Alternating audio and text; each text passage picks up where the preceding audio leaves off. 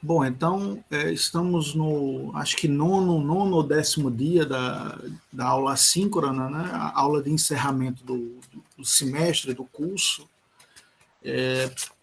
Em termos de aula, né, vocês vão entregar o trabalho amanhã e farei a correção. Vou devolver novamente para vocês, pelo revisor do Word, né, as observações, para que vocês verifiquem se atingiram a nota, a média, né? Se precisa ir para a quarta prova, ou se tem pontuação para fazer quarta prova, e nesse caso a mesma dinâmica, é um refazer o trabalho no sentido de melhorar a partir das observações que foram apontadas, ou das correções, né, que foram feitas. Bom, então vamos lá. Eu vou passar aqui a leitura da meditação, né, disso que significa estudar filosofia, o que significa ensinar filosofia, né, essa coisa difícil de lidar com os 25 séculos, né, de história da filosofia. Né, ciência tem 3, 4 séculos, né, mais ou menos, né, é uma coisa muito nova. Né, filosofia tem uns 25 séculos. Né, então é muito filósofo, é muito obras de pensamento, né, que a gente, na verdade, só roça, né, essa discussão aí da tradição da filosofia.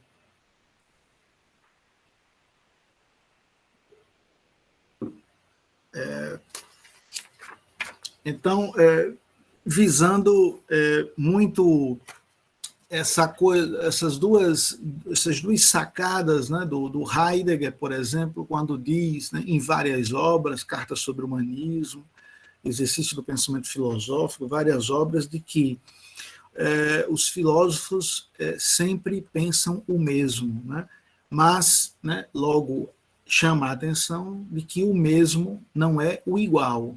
Né? Assim, uma doutrina, um pensamento, um filósofo não é igual a outro, mas eles pensam sempre o mesmo. Isso mostra a peculiaridade do saber da filosofia, diferente de outros. Né? Ortega y Gasset também, né, nesse mesmo fôlego, em Origem e Epílogo da Filosofia, tem um capítulo que ele trata especificamente disso, inclusive intitula da mesmidade, né, mismidade, né, a mesmidade da filosofia. Inclusive o Ortega fala de que a história da filosofia, quando vista como doutrina, né, assim, um criticando o outro, um falando do outro, Ortega y Gasset utiliza uma expressão muito boa, né, porque dá uma imagem boa, que é da esquizofrenia, uma coisa de esquizofrênico. Né? E aí ele diz que quem não vê o mesmo da filosofia ainda não aprendeu filosofia e não consegue lidar com a história da filosofia, né? Não entende o que é a história da filosofia.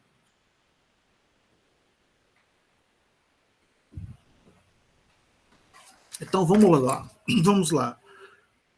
Hoje, com essa aula, encerramos a nossa disciplina, concluímos nosso curso.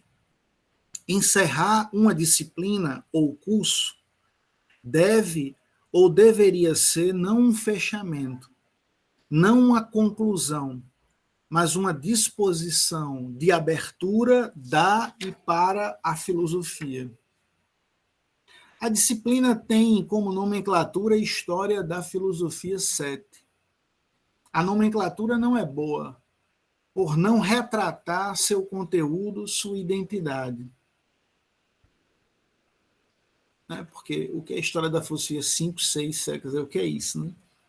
A disciplina, pela sua ementa, corresponde à História da Filosofia Contemporânea 1, ou seja, a filosofia no século XIX. Vocês já estão no 7º período, praticamente concluindo o curso. Portanto, já sabem ou deveriam saber o que é e como se faz filosofia. Portanto, já possuem ou deveriam possuir a habilidade de leitura, compreensão, interpretação e dissertação de textos clássicos da filosofia. Os textos de filosofia não são textos fáceis, como textos das redes sociais ou do nosso cotidiano. tem sua especificidade por comunicar e aprender o fenômeno da filosofia.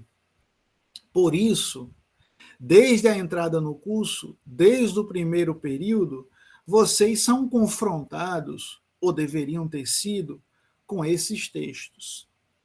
Cada filósofo, cada época histórica da filosofia tem seu modo próprio de tematizar a filosofia numa terminologia toda própria e específica. É preciso, desde o primeiro período, ser colocados na tarefa difícil e, às vezes, incômoda de enfrentar esses textos, de compreender as terminologias, de acompanhar o filosofar de um filósofo. Isto é preciso estudar filosofia filosoficamente. Isso significa e implica que estudar filosofia é o empenho e desempenho no estudo de ver o que este ou aquele filósofo vê. Quer dizer, estudar filosofia é a disposição de abertura para acolher e recolher, logos legem, né, o que o filósofo está dizendo e, sobretudo, como ele está dizendo em tudo que diz ou não diz. Substituir essa experiência pelas explicações de manuais de história da filosofia ou de pequenas citações de filósofos, na qual, porém, não está em questão o tornar visível o ver deste ou daquele filósofo, mas o que está operando é o modo como o professor explica, não é filosofia, nem possibilita o filosofar. O cochilo é pensar que o aprendizado da filosofia não acontece no enfrentamento dos textos dos filósofos, mas com as facilitações didáticas que se pretendem mais fáceis, mais verdadeiras e, portanto, mais eficazes. Esse modo vesgueado de ver a filosofia ensinaria com mais eficácia a filosofia do que a leitura dos próprios filósofos. Quanta pretensão, arrogância, híbris, né, desmedida. Como aprender a filosofia sem ver o que os filósofos viram e como viram, o que pensaram e como pensaram?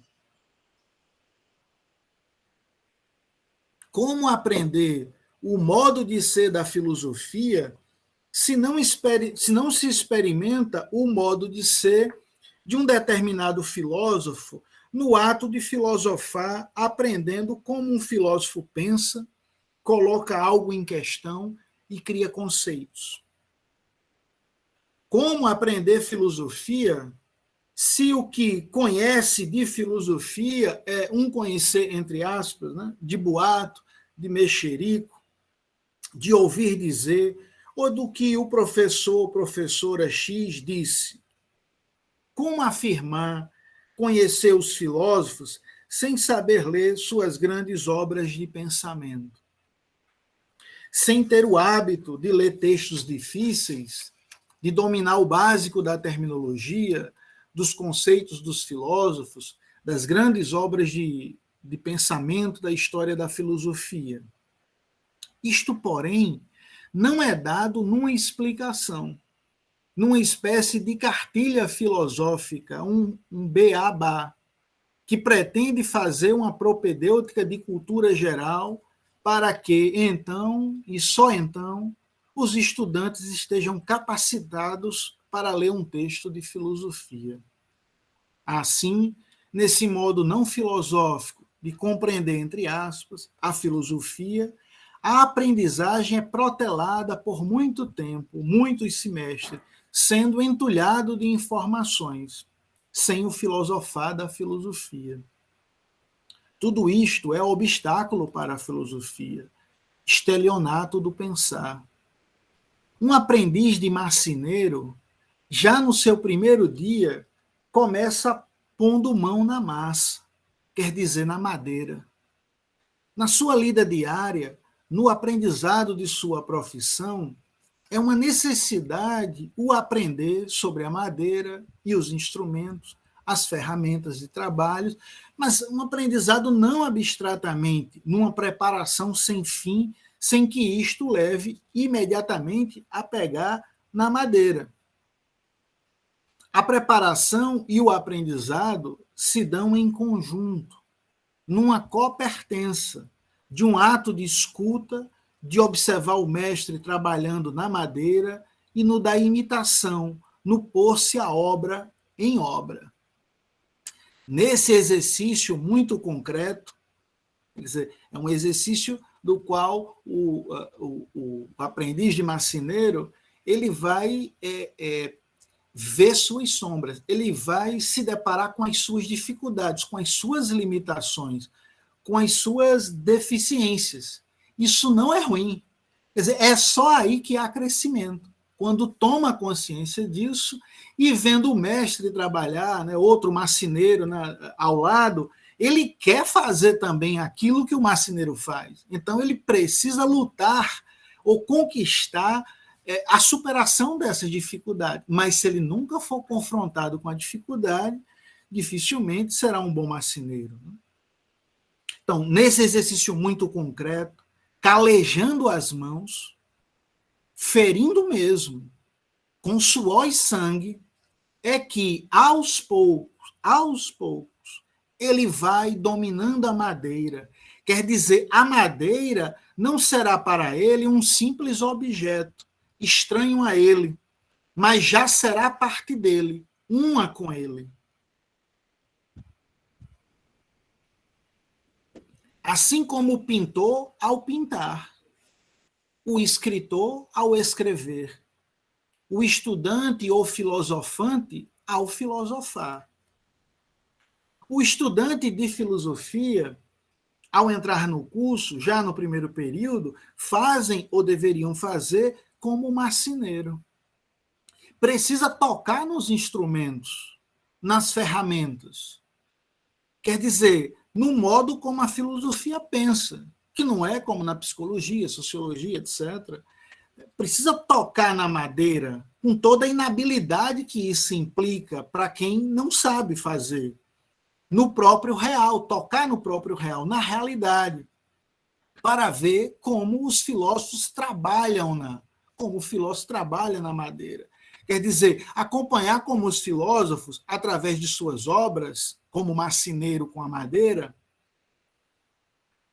explicam a experiência, descrevem a experiência genesíaca do real, realizando-se, concretizando-se, singularizando-se.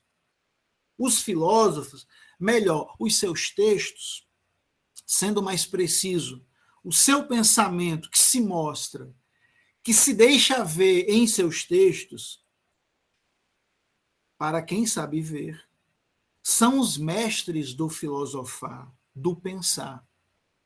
Eles, os filósofos, os grandes filósofos, que o amante da filosofia, o estudante de filosofia, são eles que os estudantes de filosofia precisam observar, imitar, para ir fazendo, mesmo sem habilidade, mesmo sem traquejo, mesmo sem a perfeição do fazer.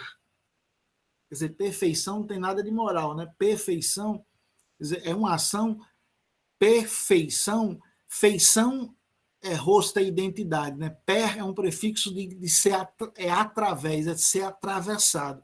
Então, perfeição é conquistar uma identidade, um rosto, uma feição todo própria, toda atravessada, de cabo a rabo, né? Completa.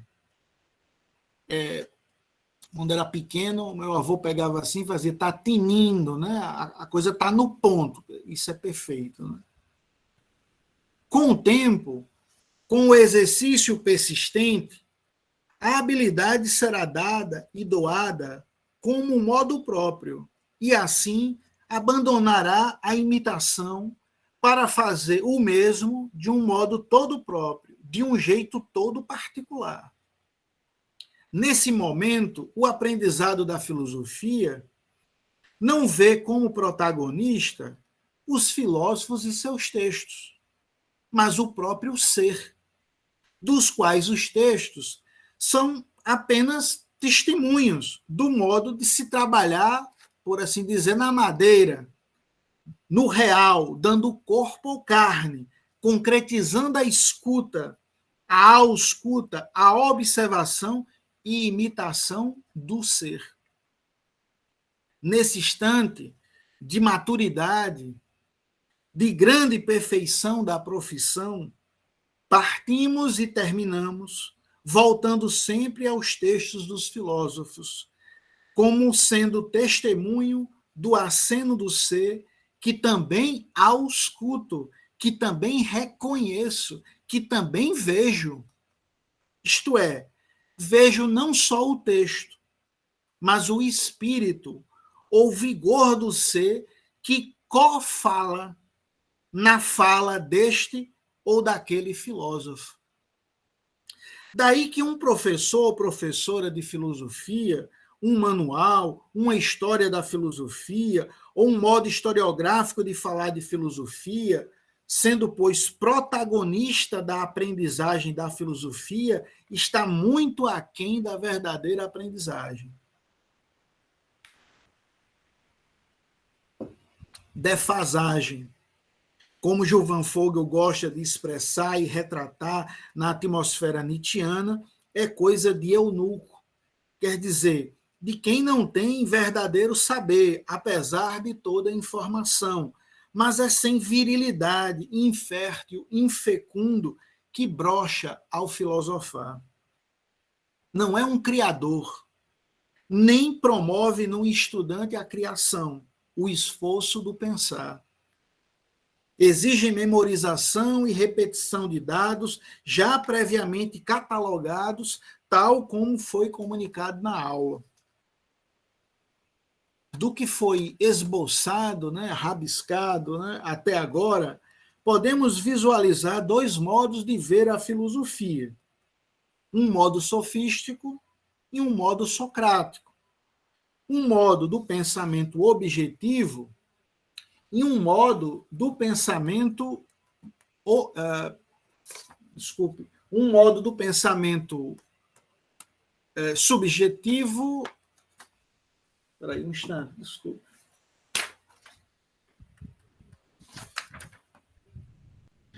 Certo. Um modo do pensamento objetivo e um modo do pensamento subjetivo, Kierkegaard.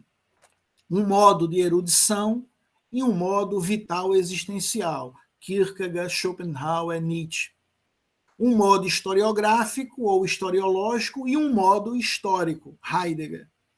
Um modo de objeto e um modo de experiência, Gabriel Marcel. Enfim, temos uma forma, um modo de fazer e estudar filosofia na dinâmica do sobre, das informações, e como oposição, temos a forma ou modo de fazer ou estudar filosofia desde e a partir da própria filosofia. Uma toma a filosofia como substantivo, como ente, como coisa exterior, como a doutrina com seus dados, informações, catalogações disponíveis à minha mão para manipulação.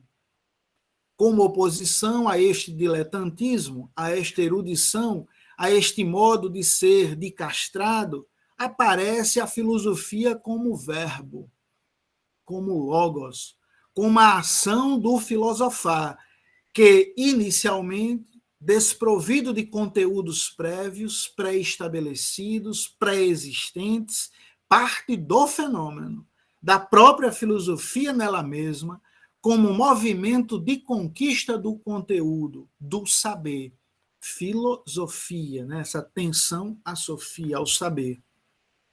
No primeiro caso, predomina a exterioridade, a impessoalidade, a indiferença. No segundo caso, a interioridade e subjetividade em sentido kierkegaardiano. Eu vou ler agora para vocês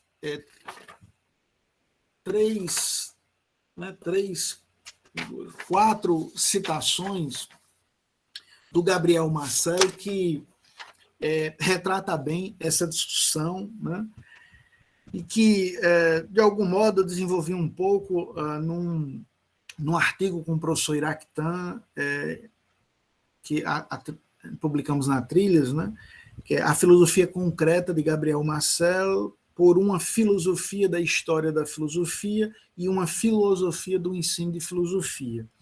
Mas aí eu não vou retomar a reflexão sobre isso, vou trazer essas quatro citações só para a gente marcar esse fôlego, assim, o que eu rabisquei aqui agora à tarde, que li para vocês, de algum modo eu vejo, né, assim, registro aí no Gabriel Marcel esse mesmo pensamento. Né? Poderia trazer vários filósofos, mas aí não teríamos tempo, ficaria cansativo. Né?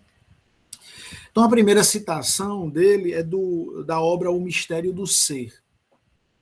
Marcel diz assim, abro aspas, querer expor uma doutrina depois de tantas doutrinas, por pouco que reflita, ainda o pensador mais convencido não deixa de hospedar no fundo de si mesmo a um cético, para quem a história da filosofia se apresenta, às vezes, como uma série de alvos que se lhe oferecem a seu objetivo.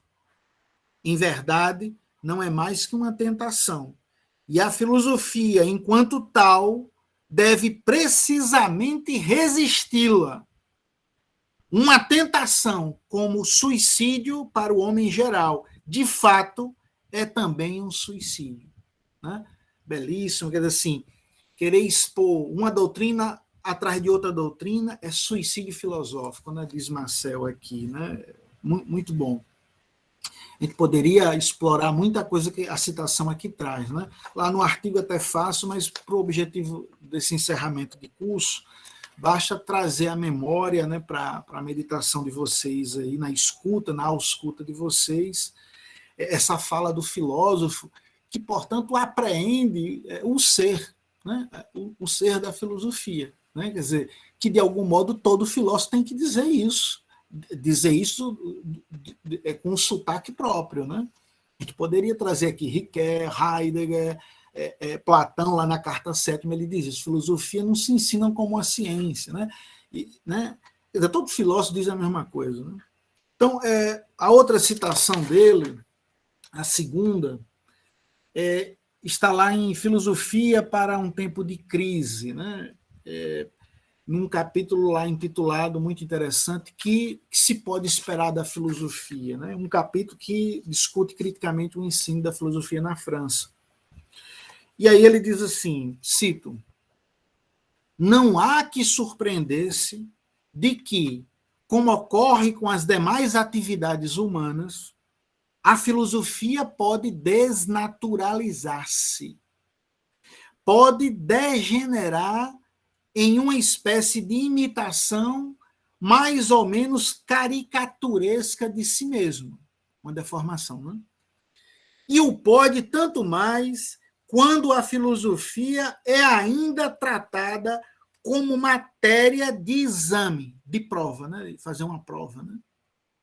Na França, especialmente, onde existe um curso de bacharelado de filosofia, o professor encarregado da preparação deste exame, desta prova, corre o risco de proceder como seus colegas de história, de ciências naturais, etc. Desejoso de colocar simplesmente a seus alunos em condições de responder às perguntas, pergunta e resposta, né? Escritas ou orais, que lhes serão formuladas no curso das provas as quais terão que realizar.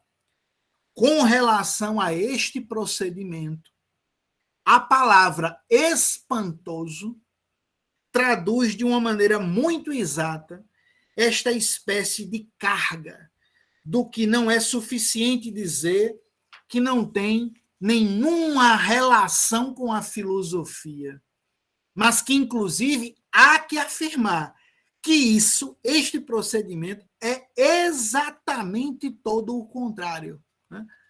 Página 19 e 20. A penúltima citação aí do Marcelo, né? Mas sempre na mesma temática. Né? Agora é de ensaio de filosofia concreta. Ele diz assim,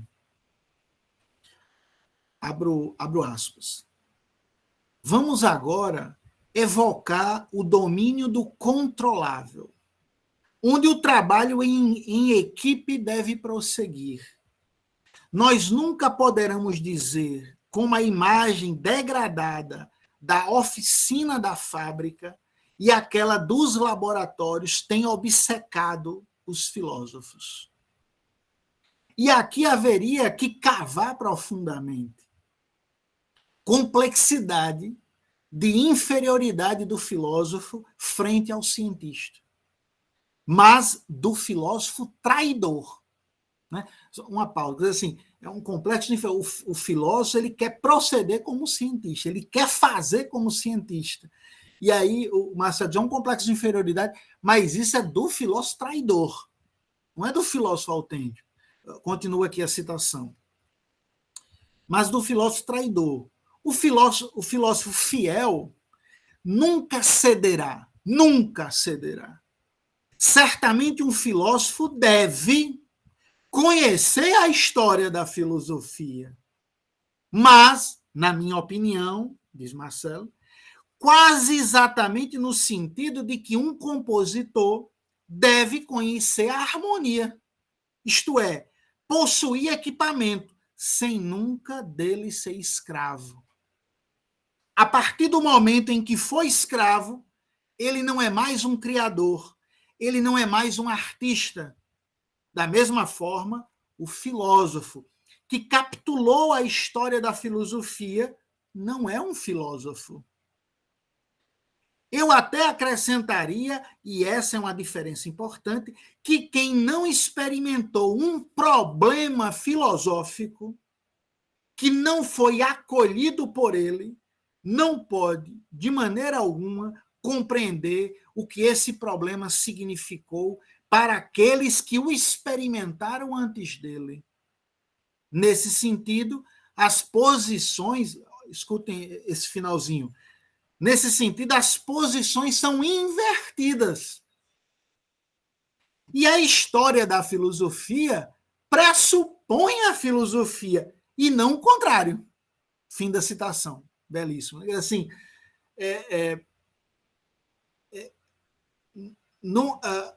o cotidiano, o senso comum, não o filósofo, entende assim, precisa ter muitas informações sobre a história da filosofia para que isso seja um trampolim, uma condição de possibilidade para se poder filosofar, fazer filosofia. Marcel, Heidegger, né, e vários, diz o contrário. Para fazer a história da filosofia, já tem que estar na filosofia. Né? Se não se faz como historiador. E aí não faz sentido. Né? A última citação aí de Marcel, desse conjunto de textos que estão dizendo sempre o mesmo, e em diversas épocas, né, uma diversidade de cronologias, né, da produção de Marcel, ele diz assim, do mesmo texto que eu já falei aqui, o que se pode esperar da filosofia. Página 29. Né? Ele diz assim, o que se pode esperar da filosofia? Em primeiro lugar, respondendo à objeção retratada nesta pergunta, acredito que se deve fazer justiça, de uma vez por todas, à imagem que mais ou menos diretamente se apresenta na consciência daqueles que formulam semelhante objeção. Né? Quem faz a pergunta, o que se pode esperar da filosofia? Para que filosofia? Quem faz essa pergunta, o Marcel está problematizando que quem faz essa pergunta é porque não entendeu o que é filosofia. Porque se entendesse, não fazia a pergunta. Né? Agora, o que é que está por trás? É um modo equivocado de se entender filosofia e história da filosofia.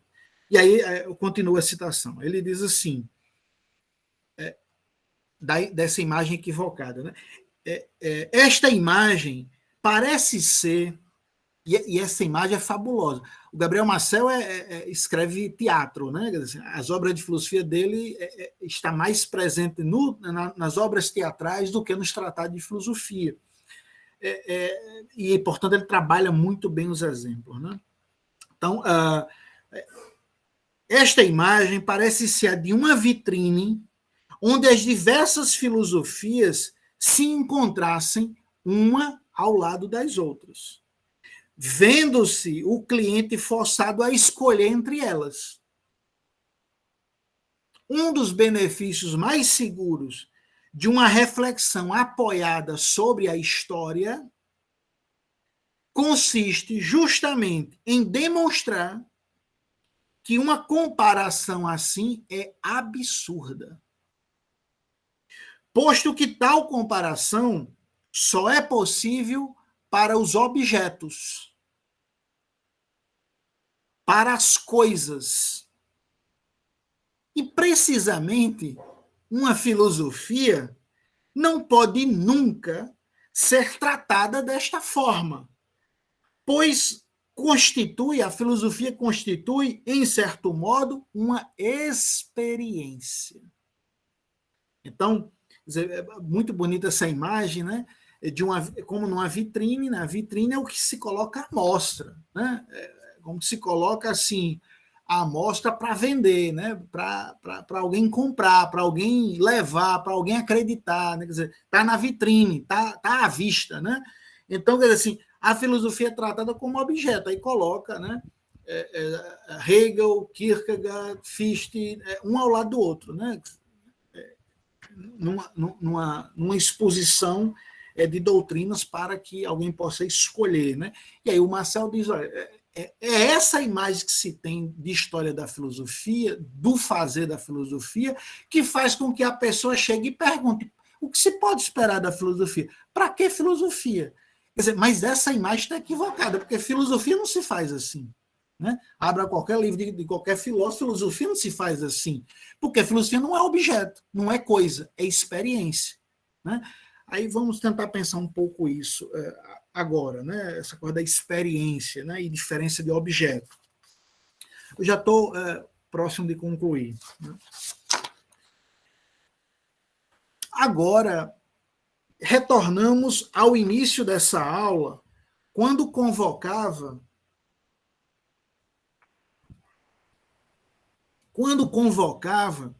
e provocava vocês que, ao chegar no término do curso, esse momento não fosse um tempo de encerramento, de fechamento, de enclausuramento, mas de um cultura, né? Um cultivo de uma disposição de abertura da e para a filosofia.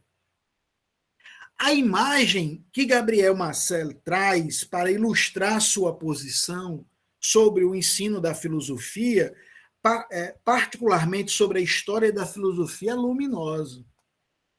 É justamente contrário ao que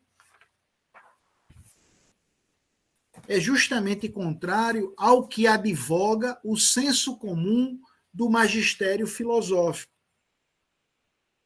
O ensino de filosofia, ou a história da filosofia, não é uma descrição, resumo de teorias, de doutrinas de filósofos, uma ao lado da outra. De modo que, em uma ou duas aulas, o professor ensina Platão. Na terceira ou quarta aula, ensina Aristóteles. E assim por diante, né? Numa carreira de filósofo, um atrás do outro, um ao lado do outro. Em nosso curso de História da Filosofia Contemporânea, não fizemos isso. Mas se fizéssemos, qual seria a possibilidade? A disciplina é de 60 horas, totalizando 15 encontros. Se retirarmos um encontro da primeira aula, da apresentação do PGCC, do programa da disciplina, etc., dos 3 encontros para a avaliação, teremos 11 encontros para desenvolver o curso. 11 dias, né? 11 encontros. Se formos estudar um filósofo por encontro, então estudaríamos 11 filósofos. Nossa, 11. Se levarmos 2 dias para um filósofo, então atingiríamos mais ou menos 5 filósofos. Nossa. Ainda que, né, a gente trabalhou o Kierkegaard, alguém poderia dizer assim, mas também trabalhou a ironia em Sócrates, a crítica de Hegel a Sócrates, a crítica de Kierkegaard a má compreensão do método socrático por parte de Hegel, Fichte, né? E vai, né? Mas isso não é bem assim. Né? É claro que a gente passeou por como qualquer texto de filósofo, qualquer filósofo está dialogando com a tradição. Mas quando se diz assim, eu estudei um filósofo, né? A impressão que dá é que houve um domínio, uma compreensão daquele filósofo. Mas para que isso se dê, tem que se dar uma experiência com esse filósofo. Né? E o que Marcel, né, e vários filósofos dizem é que não é objeto. Não é uma coisa que eu entrego, né, em 1 ou 2 aulas. Né? Então, mesmo falando de vários filósofos, ao ler o texto de Kierkegaard, na verdade, estávamos fazendo uma experiência com Kierkegaard. E, a partir daí, a gente viu, né, um pouco de Hegel, um pouco, né, mas sem a pretensão de conhecer ou compreender Hegel, Fichte, né, Schlegel, né, etc. Bem, se formos consultar as aulas ministradas pelos filósofos, sim, porque, embora nunca vi nenhum artigo de filosofia que trata de ensino de filosofia, os filósofos deram aulas. A maioria dos filósofos eram professores de filosofia. E a maioria dessas aulas de filosofia são livros. E algumas temos gravações. Por exemplo, acho que foi semestre passado ou ano passado, eu tive acesso em espanhol do curso que Deleuze ministrou sobre Spinoza. E exatamente 15 encontros, né, tal como o nosso. Né? Todos os 15 sobre Spinoza, e não sobre Spinoza, sobre a ética de Spinoza. Bom, se formos consultar as aulas ministradas pelos filósofos, como Heidegger, isso nunca acontece, porque isso não significa estudar ou ver um filósofo. São informações, ideias centrais sobre um filósofo que não habilita nenhum estudante a aprender a ler, a pensar e a escrever na sequela do filósofo. O estudante acaba pensando, lendo e escrevendo em forma de resumo, tal como aprendeu. Voltemos e retomemos a imagem de Gabriel e Marcelo. Precisamente sobre isso. Isto porque, para que seja possível, eficaz, o ensino de história da filosofia, apresentando como numa vitrine de uma loja, de um shopping, as doutrinas dos filósofos, suas filosofias, uma após a outra, teria que fazer da filosofia um objeto. Um objeto, uma coisa, pronta e acabada.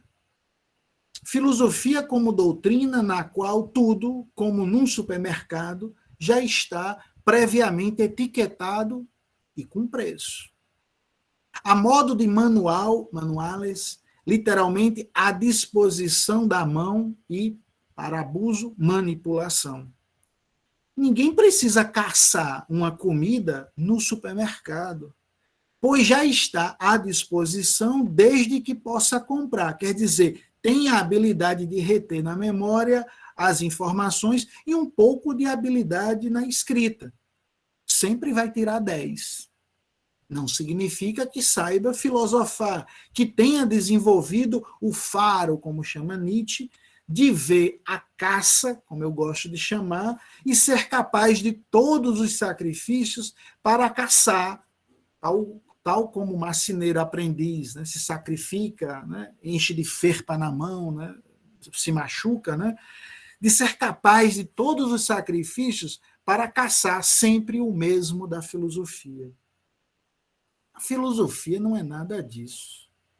Isso é falatório, barulho, dialética, conversa fiada.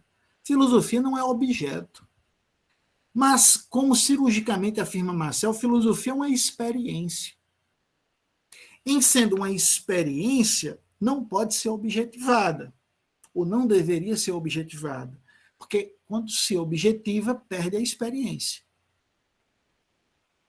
Quer dizer, eu posso chorar lágrimas de dores ou de alegria e posso objetivar num laboratório, coletar a minha lágrima e levar para o laboratório e ter toda a composição química da lágrima. Mas já não é a experiência de dor, de alegria. O cientista não vai dizer se é dor ou se é alegria, né?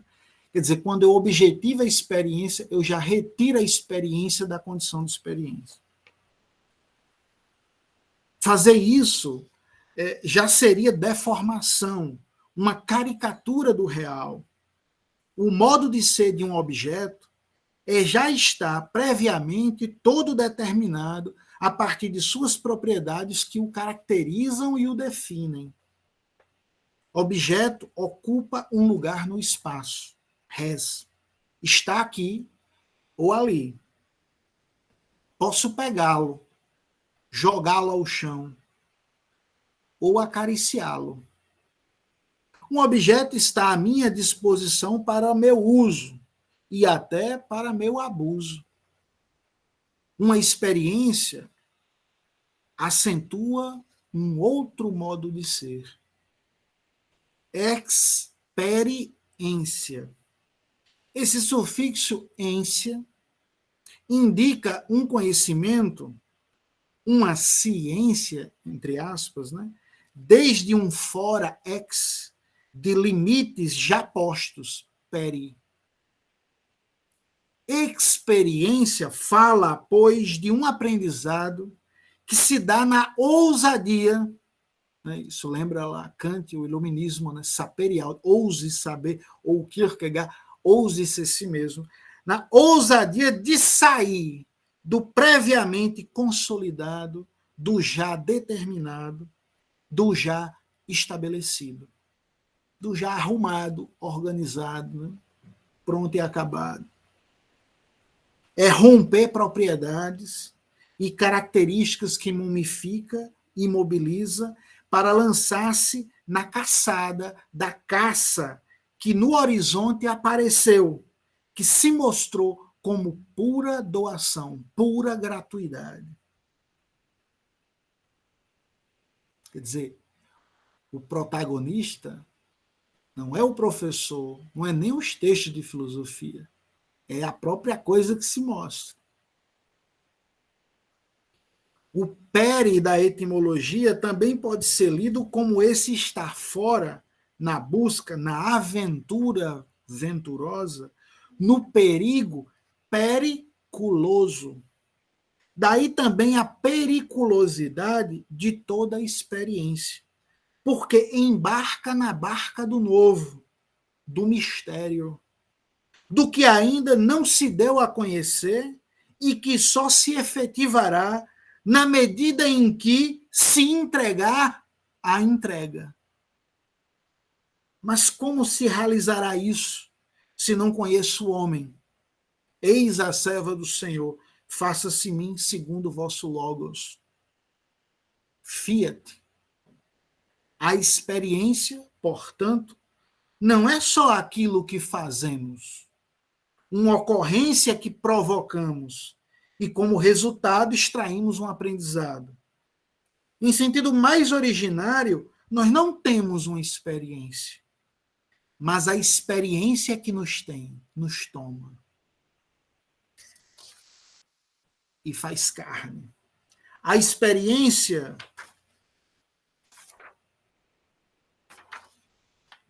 vendo com um olhar filosófico, é quando ela sobrevém sobre nós. Não é nem ativo, nem passivo, é a voz medial do verbo. É isso que a experiência faz, e por isso a experiência, assim como a filosofia, não pode ser objeto. Que eu faço ou que me afeta. Não pode ser objeto, portanto, não pode ser objetivada, ou não deveria ser objetivada. Isto é, ao fazer da experiência ou filosofia ou objeto ou objetivá-la, domesticamos, deformamos, perdemos sua alma, sua virtude, sua força e vigor. Portanto, estou concluindo, um curso de filosofia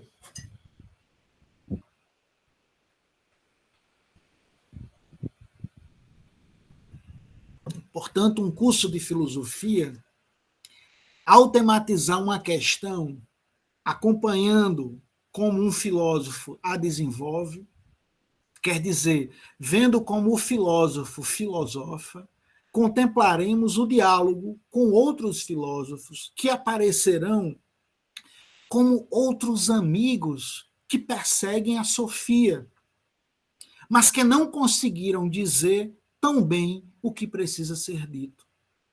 O que importa aqui é ser tocado pela filosofia, ao possibilitar que o filosofar se faça experiência. E assim, a leitura do texto do filósofo vai ganhando, pouco a pouco, clareza e consistência. Seremos envolvidos de tal modo na leitura que nos sentiremos engajados no modo como o filosofar está acontecendo. Quando isto acontece, é porque existe experiência filosófica. E será justo ela que nos dará a ciência, compreensão da filosofia. Esta compreensão não é apenas de filósofo X, Y ou Z, a modo de doutrina, de resumo de ideias, mas é a sutileza de ser capaz de ver no filósofo X, Y ou Z a própria filosofia. Este ver que vê o que o filósofo vê,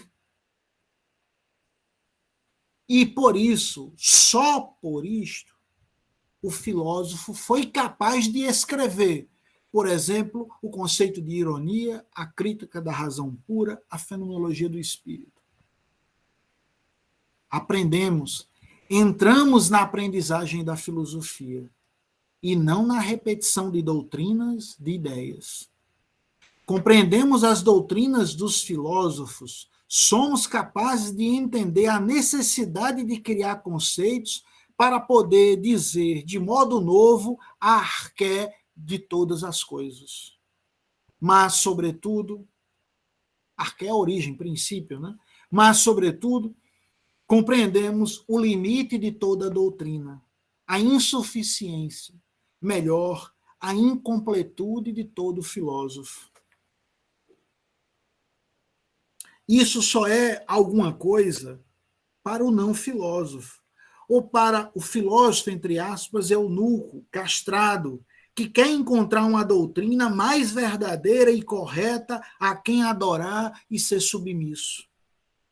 Não entende que a obediência, audire, né, a ausculta, que a obediência só se deve à filosofia, que pode e deve estar presente nesta ou naquela doutrina, mas não pode ser apenas esta ou aquela doutrina.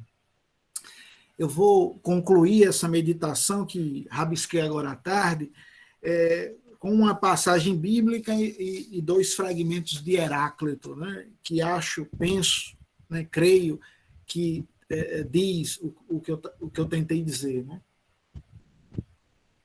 Diz, de outro modo, o que, de forma desengonçada e meio sem jeito, eu tentei comunicar. Né? A primeira aí é bíblica, é de João 14, 6, 11. Diz-lhe Jesus: eu sou o caminho, a verdade e a vida. Ninguém vai ao Pai, ao princípio, arqué, a não ser por mim, o Logos. Se me conhecereis, também conhecereis a meu Pai. Desde agora o conheceis e o vistes. Sétimo período, né? Professor, senhor, mestre, mostra-nos o princípio, o Pai, e isso nos basta. Disse-lhe Filipe, o buscador do Pai, do princípio, da sofia, o estudante ou amante da filosofia. Responde-lhe, diz-lhe Jesus o Logos, Logos do princípio. Há tanto tempo estou convosco. 7 semestres, né? Há tanto tempo estou convosco e tu não me conheces, Filipe. Quem me vê, o Logos, vê o Pai, o princípio. Como podes dizer, mostra-nos o princípio, mostra-nos o Pai, mostra-nos a verdade? Não crês que estou no Pai e o Pai está em mim? As palavras que eu vos digo, não as digo por mim mesmo, por uma doutrina, mas o Pai, o princípio, que permanece em mim, na minha doutrina, no meu Logos, realiza suas obras. Fim da citação. E aí, para concluir, talvez dizendo melhor, isso aí que esse diálogo de Filipe e Cristo, talvez Heráclito diga melhor isso, né? Tem dois fragmentos, o 72 e o 50. O 72 diz: do Logos, com que sempre lidam, que sempre trabalham, né? Que sempre, né, em tese, estão lidando com ele. Né? Do Logos, com que sempre lidam, se afastam.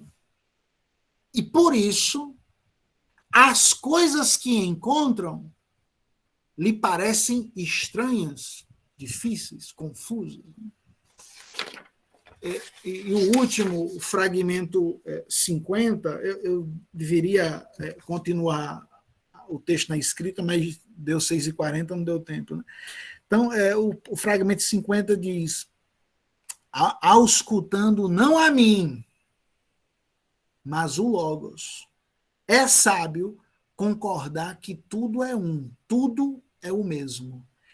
Auscultando não a mim, Kierkegaard, Heidegger, Platão, Aristóteles, escutando não a mim, não este ou aquele filósofo, não esta ou aquela doutrina, mas o Logos em mim, o Logos nesta doutrina, naquela doutrina, né, em Platão, em Aristóteles, em Heidegger, em Kierkegaard, auscultando não a mim, mas o Logos. É sábio concordar que tudo é um. Pronto, pessoal. A aula de hoje é isso. Não sei se alguém quer fazer algum comentário, se manifestar, né? Eu fico no aguardo da entrega da avaliação amanhã. Vou tentar corrigir o mais rápido possível para verificar se tem gente que precisa fazer quarta prova, né? Tem que ter o prazo aí. Isso, né? E possivelmente estaremos juntos no próximo semestre, né? Se vocês se matricularem. Marcos, a gente pode entregar até que horário amanhã?